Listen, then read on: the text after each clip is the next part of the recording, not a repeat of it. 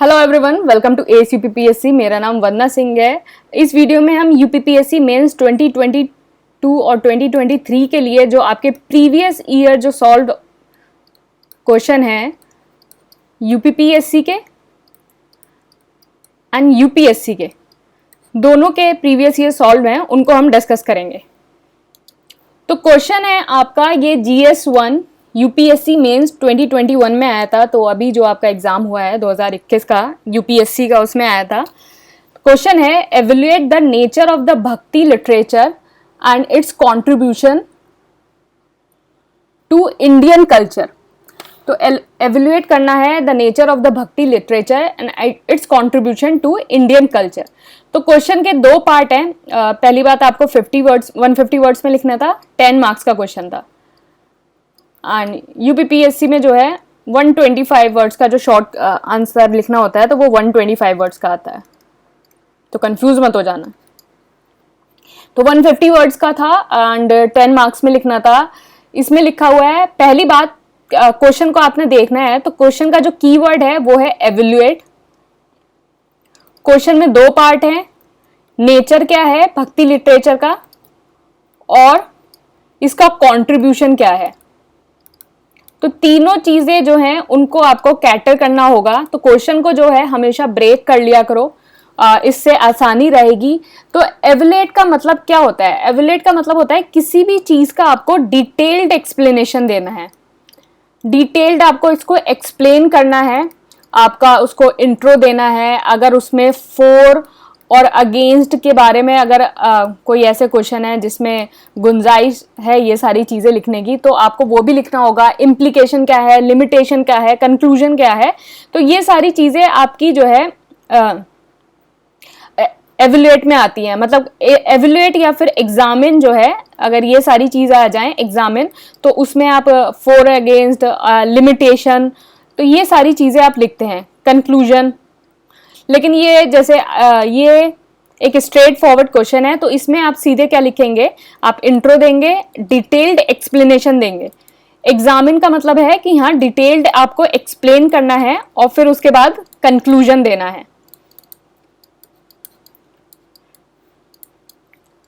क्योंकि यहाँ तो फॉर एंड अगेंस्ट का तो कोई है ही नहीं, ये टॉपिक ऐसा है क्या इसमें फॉर एंड अगेंस्ट लिखोगे, कोई लिमिटेशन नहीं है। तो इसका इस कीवर्ड का मतलब ये हुआ कि आपको डिटेल्ड उसको एक्सप्लेन करने हैं, इंट्रो देना है और कंक्लूजन देना है। तो ये GS1 यूपीएससी मेंस का क्वेश्चन है आपका, IAS वाले का, तो ये हम डिस्कस करते हैं। बाकी ये मेंस आंसर राइटिंग है 90 डेज प्रोग्राम, तो इस नंबर पे व्हाट्सएप करके आप इसको ज्वाइन कर सकते हैं। और ये 1 year integrated prelims cum mains है 2023 का, तो ये सारी कोर्स डिटेल लिखी हुई है। तो इस नंबर पे व्हाट्सएप करके आप इसको ज्वाइन कर सकते हैं। इंटीग्रेटेड की फी लिखी हुई है और ओनली प्रीलिम्स की लिखी है, तो आप इसको ज्वाइन कर सकते हैं। चलिए हम क्वेश्चन पे आते हैं। क्वेश्चन था, पहली चीज क्या थी, डिटेल एक्सप्लेनेशन देना है किस चीज का, nature of the bhakti literature and its contribution. तो सबसे पहले हम कहाँ से स्टार्ट करेंगे, सबसे पहले हम इंट्रोडक्शन से स्टार्ट करेंगे। तो इंट्रोडक्शन में क्या है, एक छोटा सा आप जो है भक्ति लिटरेचर का बैकग्राउंड दे सकते हैं, फिर उसके बारे में हल्का सा इंट्रोडक्शन देके फिर आप नेचर पे स्विच कर सकते हैं। तो इंट्रोडक्शन ऐसे लिख सकते हैं, ये हेडिंग लिखने की कोई जरूरत नहीं होती है। जैसे कुछ लोग ऐसे लिखते हैं ना कि इंट्रोडक्शन लिखा फिर उसके बाद यहाँ लिखना शुरू कर दिया, तो इन सब चीजों की कोई जरूरत नहीं होती है, डायरेक्ट अपना आंसर लिखो। तो क्या हुआ कि आंसर है, सबसे पहले बैकग्राउंड दिया, तो भक्ति movement had its origin in the 6th common era when Alvars कौन होते थे, वैष्णवाइट्स, एंड मतलब वैष्णविज्म को जो फॉलो करते थे वो अलवर्स होते थे। एंड नारायण्स कौन से होते थे, शिवाइट्स होते थे। तो भक्ति मूवमेंट इसका ओरिजिन कब है, 6th कॉमन एरा से, जब अलवर्स और जो नारायण्स हैं has emerged in south India.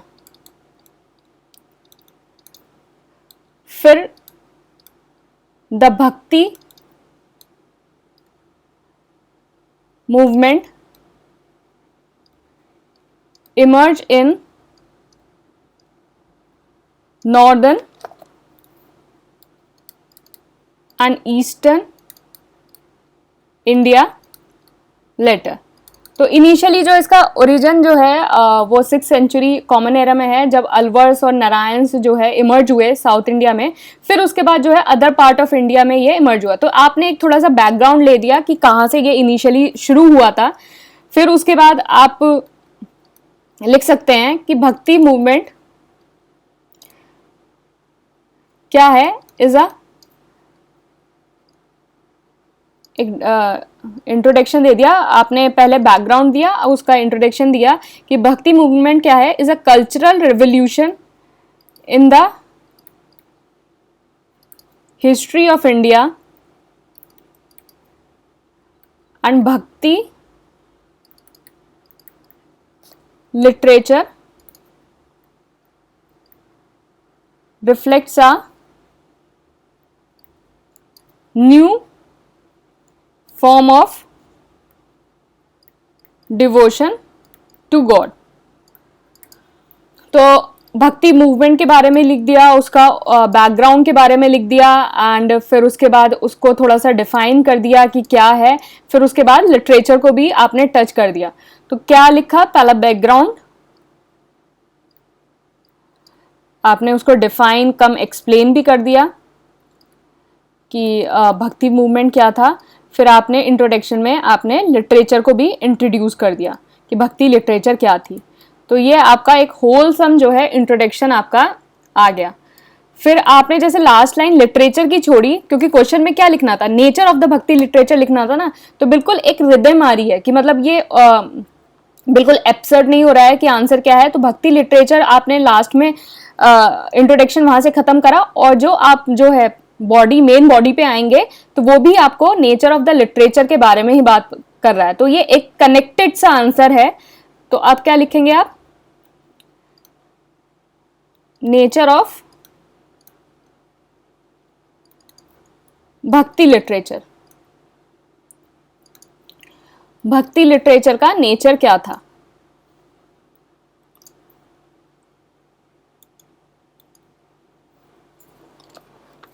पहला, इक्वालिटेरियन अप्रोच, इक्वालिटेरियन अप्रोच थी। इसका मतलब कि इक्वालिटेरियन अप्रोच क्या है भक्ति लिटरेचर में, कि जो कास्ट था और जो जेंडर डिस्क्रिमिनेशन था उसको डिसरिगार्ड किया गया था, और जो मैसेज ऑफ लव है उसको कैरिड फॉरवर्ड किया गया था। तो क्या किया गया था कि जो डिसरिगार्ड कास्ट एंड जेंडर, जाति और जेंडर जो है उसको डिसरिगार्ड किया गया और कैरिड किया गया मैसेज ऑफ लव। तो मैसेज ऑफ लव जो है वो कैरिड किया गया। तो मतलब एक तरह का इक्वालिटेरियन अप्रोच थी। दूसरा क्या था, नेचर क्या था, शिफ्ट टू स्पिरिचुअल थीम। तो पहले जो डिवोशनल थीम थी, जैसे पहले जितना भी आपके थीम्स थी वो सारी डिवोशनल थीम्स थी अर्लियर, लेकिन अब वो शिफ्ट हो गया था स्पिरिचुअल थीम्स पे। फिर क्या है कि it introduced simple and accessible style. इसने जो है सिंपल और एसेसिबल स्टाइल को जो है इंट्रोड्यूस किया। मतलब बहुत सिंपल, मतलब एवरी लेमैन और कॉमन मैन जो है इसको प्रीच कर सकता था। फिर नेक्स्ट चीज क्या आई कि जो साइजेबल बॉडी ऑफ लिटरेचर है वॉज एन रीजनल लैंग्वेज। मतलब जो लिटरेचर है वो बहुत रीजनल लैंग्वेज में थी। रीजनल लैंग्वेज में लाइक अवधी, भोजपुरी, पंजाबी, मैथिली, तो जितने आपके जैसे कबीर हो गए और ये हो गए, ये सब जो है आपके अवधी भोजपुरी, मतलब और जितने आपके पंजाबी, जितने आपके सूफी सेंट्स हो गए और या भक्ति सेंट्स हो गए, तो वो जो है लोकल जो रीजनल लैंग्वेज को जो है वो अडॉप्ट करते थे, जिससे जो मैसेज है वो कॉमन और लेमैन तक पहुंच सके। तो बहुत ज़्यादा मतलब जो रीच थी वो बहुत ज़्यादा थी। मतलब जो पहले जो आपके जितने भी आपके लिटरेचर थे वो संस्कृत में होते थे, लेकिन उसके बाद जो है बहुत रीजनल लैंग्वेज में होने लगे, तो इसलिए इन सारे लिटरेचर की जो रीच है वो कॉमन मैन तक पहुंची और इनका जो स्प्रेडिंग है वो भी आगे तक गई। तो नेक्स्ट है कि use simple regional language for spreading the ideas. तो आइडिया को स्प्रेड करने के लिए जो बहुत सिंपल रीजनल लैंग्वेज का जो है यूज हुआ। नेक्स्ट चीज क्या है कि it gave inter regional philosophical appeal. तो जितना भी आपका भक्ति लिटरेचर था तो वो जो है मतलब रिलीजन बेस्ड नहीं था, और था तो बहुत मतलब दोनों रिलीजन की जो है हार्मनी थी, एंड जो फिलोसफिकल अपील थी तो वो इंटर रीजनल थी, ऐसा नहीं था कोई डिस्क्रिमिनेशन था और इस तरह से। और दूसरा क्या था, सेकुलर नेचर का था, नॉन सेक्टेरियन था, कोई ऐसे सेक्टर में डिवाइडेड नहीं था, एंड टॉलरेंट था। तो ये सारे जो है नेचर था। फिर नेक्स्ट पार्ट हमने क्या देखा था कि नेचर लिखना है, कंट्रीब्यूशन लिखना है कि कंट्रीब्यूशन क्या था। तो हमेशा जब हेडिंग डाला करो तो जो क्वेश्चन में हेडिंग लिखी रह करे हमेशा वही डाला करो, इससे एग्जामिनर को भी समझने में आसानी रहेगी कि हाँ जो आप क्वेश्चन की डिमांड है आप उसको ही लिख रहे हो और वहीं से ही कंटिन्यू कर रहे हो। अब यहाँ कंट्रीब्यूशन की तरह कुछ और लिख दो या अपनी मर्जी से कुछ लिख दो तो उसे लगेगा कि ये आंसर को कैटर ही नहीं कर रहा है। तो यहाँ उसको समझ में आएगा कि आपने इंट्रोडक्शन लिखा, पहला पार्ट था नेचर वो आपने लिख दिया, दूसरा पार्ट था कंट्रीब्यूशन वो आपने लिख दिया। तो साफ समझ में आ रहा है कि आप जो क्वेश्चन में पूछा जा रहा है वो लिख रहे हो। कंट्रीब्यूशन क्या है, इन्फ्लुएंस करा इसने लोकल कल्चर है उसको इन्फ्लुएंस करा, and highlighted moral act such as infanticides और सती। मतलब इन्फेंटिसाइड्स और सती जितने भी आपके इविल्स हो रहे थे, इमोरल, सॉरी यहाँ मॉरल कैसे आ जाएगा, इमोरल एक्ट्स। तो influence local culture and highlighted immoral act such as infanticides और सती। तो जितने भी आपके इमोरल्स एक्ट हो रहे थे तो भक्ति जो सेंट्स थे उन्होंने अपने लिटरेचर के थ्रू इन सारी चीजों को जो है हाईलाइट किया। दूसरी चीज क्या आई, कंट्रीब्यूशन क्या था, creation of solidarity between Hindu and Muslim. देखो आप कहने को ये दोनों सेवेंथ और ये जो सेकंड वाला है वो एक तरीके से है, लेकिन ये जो था वो नेचर था और ये जो है उसका कंट्रीब्यूशन था। मतलब सेकुलर था, सेकुलर से क्या हुआ, जो सॉलिडेरिटी थी वो बढ़ी। तो ये जो चीजें हैं आपको जैसे एक पॉइंट को जैसे इस तरह से आपको वेरिड उसमें लिखना आना चाहिए, क्योंकि बात तो थोड़ी बहुत दोनों एक जैसी ही कह रहे हैं, लेकिन आप उसको कैसे अपने शब्दों में पिरोएंगे वो आपको आना चाहिए, और वो लिख लिख के ही सीखोगे, लिखोगे, प्रैक्टिस करोगे, गलतियां करोगे तभी सीखोगे। दूसरा क्या है, तीसरा क्या हुआ, crucial role in emergence of regional poetry. जो रीजनल पोएट्री होती थी उसकी क्रूशियल रोल प्ले किया। नेक्स्ट पॉइंट क्या हो गया,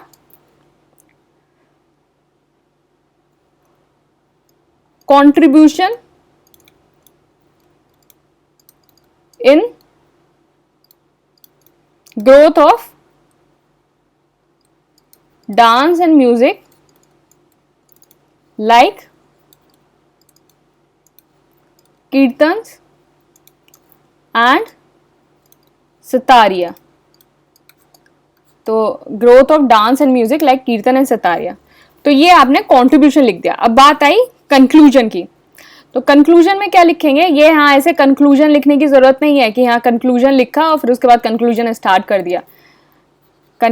थोड़ी सी लाइनें, मतलब थोड़ा सा गैप दो, यहाँ थोड़ा सा यहाँ गैप दिया, नेक्स्ट पैरा लिखा और कंक्लूजन स्टार्ट कर दिया. बिल्कुल कुछ लोग ऐसे करते हैं, समझ में ही नहीं आता कंक्लूजन स्टार्ट हो गया नहीं हो गया, बिल्कुल यहाँ से लिखना शुरू कर देंगे या फिर बिल्कुल इस यहाँ से लिखना शुरू कर देंगे. तो थोड़ा सा गैप दिया करो, नेक्स्ट पैरा यूज करो और कंक्लूजन लिखना शुरू करो.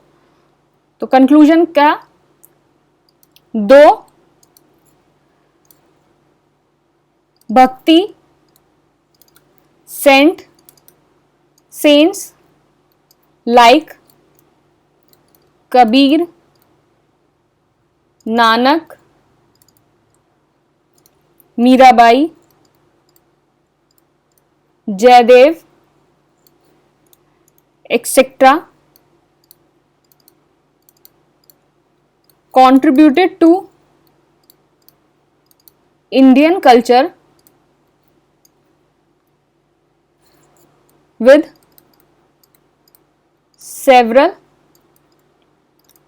texts and teaching to change regressive form of religion in the society. देखो क्या हुआ, मतलब आप देखो कि इनिशियली क्या हुआ कि आपका मतलब एंशिएंट टाइम में सब जगह ब्राह्मणिकल सिस्टम चल रहा था. फिर उसको ब्रेक करने के लिए बुद्धिज्म और जैनिज्म का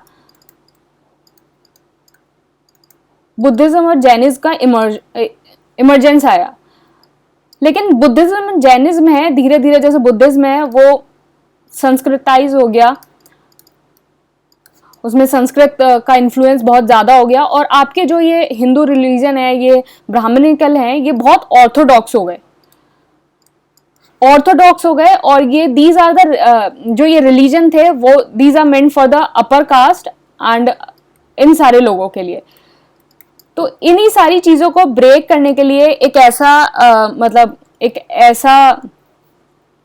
लिटरेचर हो, एक ऐसे सेंस हो जो ले मैन, कॉमन मैन की बातें कर सकें और वो बातें उन सब तक पहुंच सके.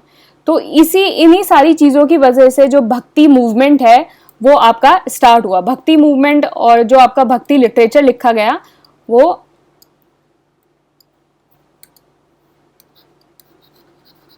स्टार्ट हुआ. तो कंक्लूजन आपका यही है कि 2 भक्ति सेंट लाइक जो कबीर हो गया, नानक हो गए, मीराबाई हो गया, जयदेव हो गए, contributed to the Indian culture with several texts and teaching to change the regressive form of the religion in the society. जो एक regressive form of religion चल रहा था सोसाइटी में, उसको चेंज करने के लिए. But it could not achieve its objective in truest term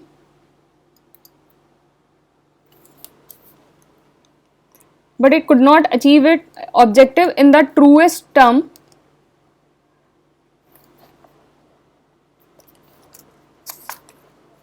but it could not achieve the objective in its truest term because of the many reason का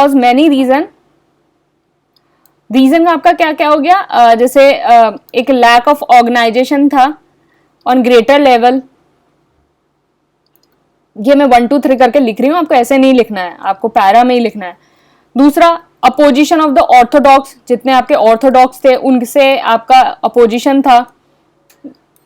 कैसे, मतलब कैसे कोई किसी को ऐसे बढ़ने देगा, मतलब एक आपका मूवमेंट है जो एक कॉमन पीपल के लिए, लेमैन पीपल के लिए है, और जो ऑलरेडी स्टैब्लिश लोग हैं वो कैसे उस चीज को बढ़ावा दे देंगे। तो ऑर्थोडॉक्स की तरफ से अपोजिशन था। एंड फिर उसके बाद जो है आपके जो रॉयल क्लासेस थे वो परसिक्यूट करते थे, तो परसिक्यूशन था रॉयल क्लासेस की तरफ से।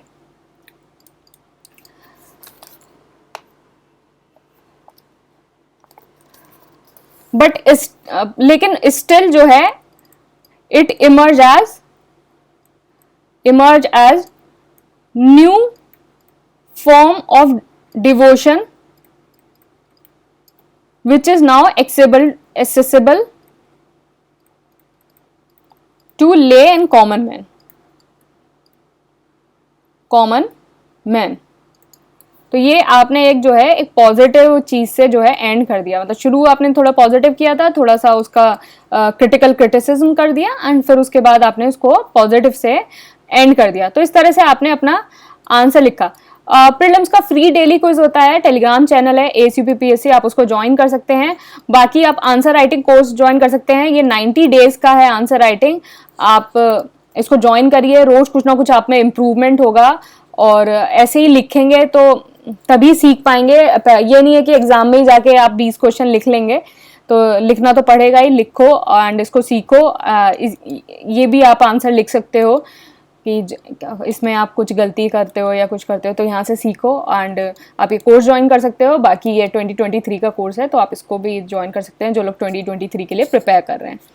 बाकी हम ऐसे ही और बाकी क्वेश्चंस अपलोड करेंगे। अगर इसमें आपको कोई डाउट है या फिर कुछ और ऐड करना है, या कोई भी आपको कोई चीज़ आपको सजेस्ट करनी है, तो आप कमेंट बॉक्स का यूज़ करके आप मुझे बता सकते हैं। हम इसको ज़रूर इनकलकेट करने की कोशिश करेंगे। Thank you and all the best.